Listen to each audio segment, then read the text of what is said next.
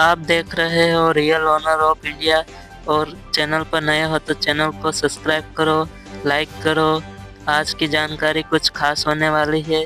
दादा ने क्या कहा वीडियो में आपको बताया गया है, तो वीडियो को फुल वॉच कीजिए और दादा को ज़्यादा से ज़्यादा देखने और सुनने के समझने के लिए हमारे चैनल को सब्सक्राइब करें, ताकि सबसे पहले आप तक नोटिफिकेशन नया अपडेट ज़रूर मिल सके। चलिए दादा ने क्या कहा जानिए, शुरू करते हैं वीडियो को। इस देश के प्रत्येक नागरिक को मालक बनाया, आपको मालक बनाया इस जमीन का। वो है भगवान। मैं आपसे जब आरक्षण नहीं था, नौकरियां नहीं थी, जिंदा रहने का साधन जमीन जमीन जमीन जमीन जमीन जमीन इस जमीन ने जिंदा रखी है आपको। ये जमीन नहीं होती तो आप जिंदा भी नहीं रहती।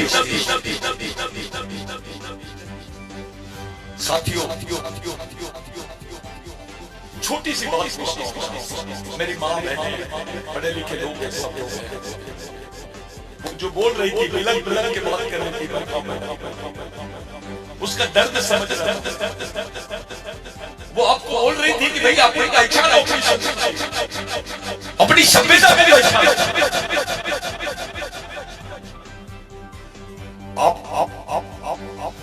मैं आपसे ऐसे भगवान का नाम बताओ जिसने आपको जन्म दिया। बताइए जिसने आपको जन्म दिया। कोई भगवान है? अगर जमीन नहीं होती तो तुम्हारे क्या हाल होता? आपके बदन के कपड़े होते, आपके बाल बच्चे खुशी से खा सकते थे, आप नौकरी करने आते। इससे बड़ी बात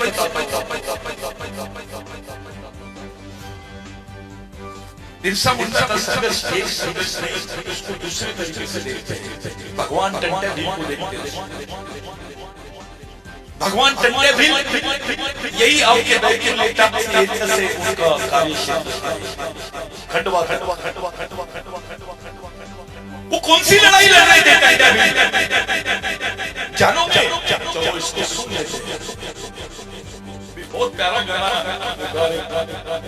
मुझे ऐसा लगा कि इनको बैकिंग इनके पीछे सपोर्ट। वो अकेले ही वो नाच रहे में तुम्हारा कमेंट करना।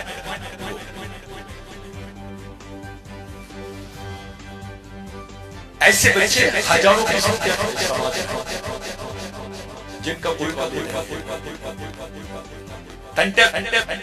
जिसके मैं जिक्र कर रहा हूं, समझ लो। पहले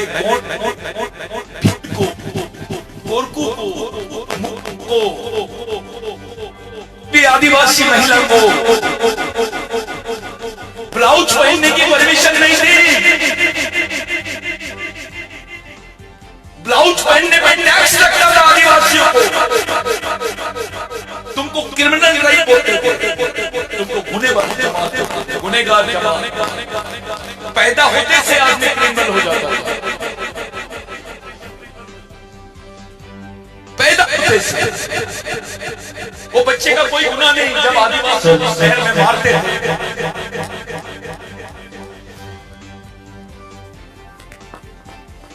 आदिवासी शहर में मारते थे, उनका मर्डर भी कर मर्डर उसकी कोई एफआईआर नहीं होती।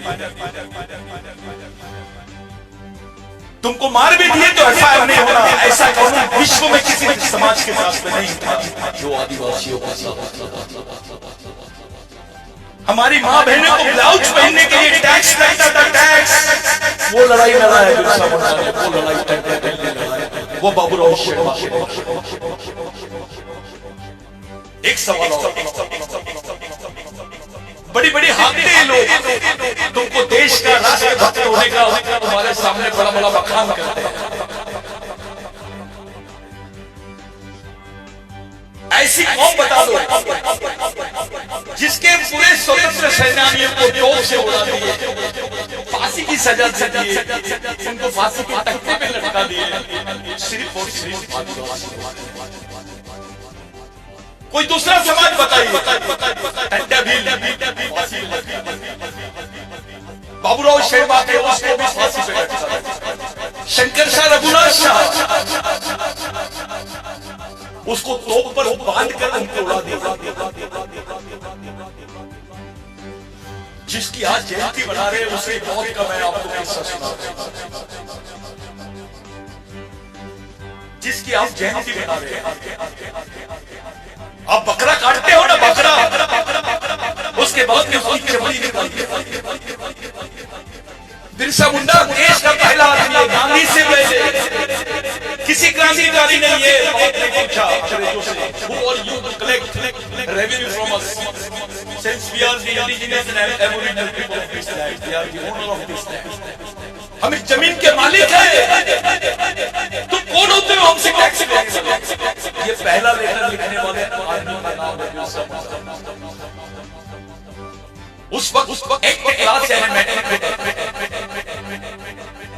वो अंग्रेजी की ड्राफ्टिंग आज भी है ब्रिटेन में, वो लाइब्रेरी में है, देश के सब लोग उसके बारे में बात करते हैं। वो आदमी का नाम है, जब उसको बोला गया कि तू लिख के दे दे, इस रिकॉर्ड पे लिख के दे दे कि तू इस देश का मालिक नहीं है, तेरी फांसी की सजा माफ कर दे। बिरसा मुंडा नहीं माना, रात भर उसको तड़पाते रहे, पॉइजन दिए उसको, उसकी चमड़ी निकालते रहे। सुनो, हेलो, इधर देख, रात भर उसकी चमड़ी निकालते रहे, उसे लड़पट हो गया था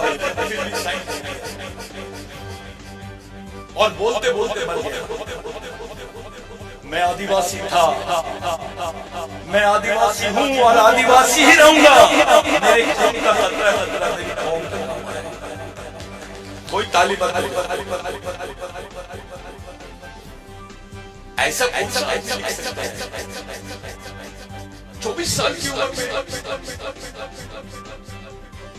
24 साल की उम्र, जब मुझको कौन नहीं बोलती, 24 साल की उम्र के लड़के जीन्स टी शर्ट पहन के सोचते रहते, व्हाट्सएप और फेसबुक में खेलते रहते, उसने तुम्हारी मेरी जिंदगी में लड़ाई। चलो एक भगवान का नाम बताओ जिसने तुम्हारे लिए लड़ा होगा, ऐसे भगवान का नाम बताओ जिसकी चमड़ी निकाले हुए तुम्हारे लिए। ये वो भगवान है जिसने तुम्हारी माँ बहनों को कपड़े पहनाए, इन्होंने स्वाभिमान से जीने का हक दिया हमको, हमारे हिस्से जमीन। बच्चे, आपके हिस्से में जमीन है। मैं आपसे पूछना चाहता हूँ, आपके जीवन में ऐसा आदमी बताइए जिसने इतना बड़ा आपके लिए त्याग किया। आपका बेटा कर सकता है आपके लिए, आपका भाई कर सकता है, और आपके समाज के नेता कर सकते हैं आपके लिए। जब मैडम ने बोली कि हम राजा थे,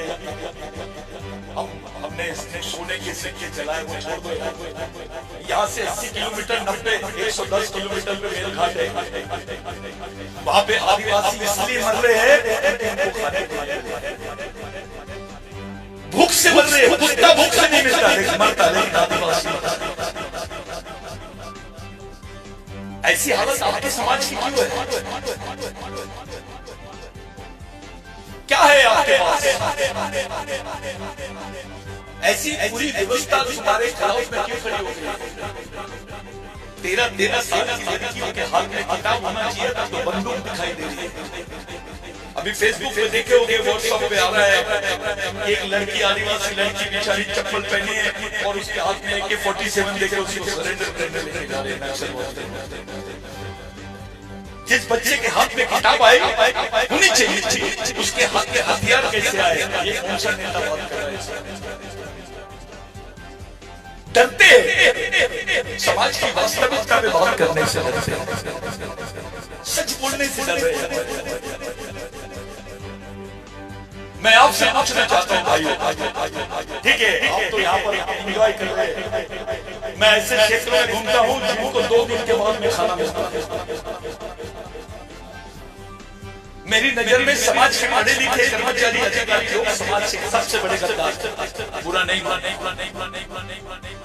अगर ये पढ़ा लिखा वर्ग ईमानदार होता और इसीलिए समाज की नींव रखी रहता तो आज हमारे घर में कोई रास्ता। एक मुस्लिम भाई अपने बच्चे को 4 साल की उम्र से मदरसा लेके जाता है,